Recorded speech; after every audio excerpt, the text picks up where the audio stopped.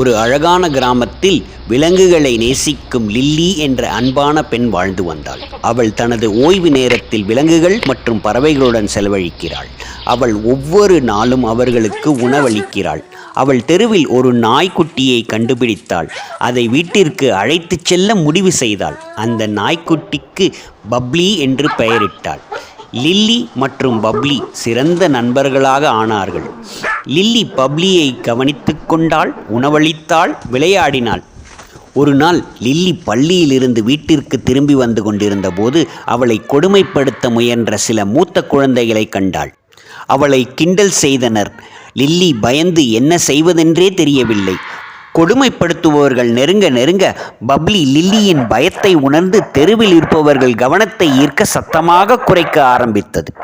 குறைக்கும் சத்தம் கேட்டு அக்கம் பக்கத்தினர் வெளியே வந்து என்ன நடக்கிறது என்று பார்த்தனர். அவர்கள் விரைவாக தலையிட்டு கொடுமைப்படுத்துபவர்களை பயமுறுத்தி லில்லி பாதுகாப்பாக இருப்பதை உறுதி செய்தனர். இந்த நிகழ்வு லில்லி மற்றும் பப்ளி இடையேயான பிணைப்பை வலுப்படுத்தியது.